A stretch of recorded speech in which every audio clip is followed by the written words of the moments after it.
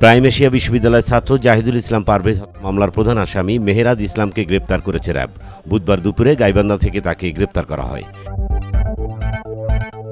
এ নিয়ে আলোচিত এই হত্যা মামলায় 5 জনকে গ্রেপ্তার করা হলো। পুলিশ ও মামলার এজাহারের তথ্য মতে পারভেজ প্রাইম এশিয়ার গলিতে সিঙ্গারা খাওয়ার জন্য গিয়েছিলেন। সেখানে 2 জন ছাত্রী ছিলেন। ওই ছাত্রীদের দেখে পারভেজ হাসাহাসি করেছেন বলে দাবি করে অভিযুক্ত ছাত্রীরা তাদের বন্ধুদের ফোন করেন। বিশ্ববিদ্যালয় প্রশাসন উভয় পক্ষকে নিয়ে মীমাংসাও করে দেয়, কিন্তু মাহাথি, মেহরাব ও আবুজর গিফারি হাজিপাড়া এলাকার কিছু ছেলেকে ডেকে নিয়ে আসেন এবং পারভেজের উপর হামলা চালায়। এ সময় পারভেজ বিশ্ববিদ্যালয়ের প্রধান গেটে দৌড়ে আসার সময় আঘাত পান। তারা তাকে ধারালো অস্ত্র দিয়ে বুকে পিঠে আঘাত করে পালিয়ে যান।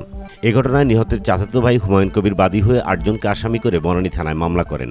মামলার আসামিদের মধ্যে কয়েকজন প্রাইম এশিয়া বিশ্ববিদ্যালয়ের ইংরেজি ও আইন বিভাগের শিক্ষার্থী, বাকিরা বহিরাগত।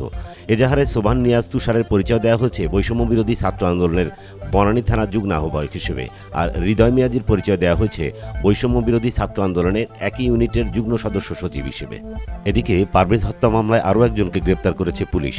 বুধবার সকালে চট্টগ্রামের হালিশহর থানাধীন আজাদ টাওয়ার থেকে তাকে গ্রেপ্তার করা হয়। গ্রেপ্তারকৃতের নাম মাহাথির। তিনি এজাহার নামীয় আসামি।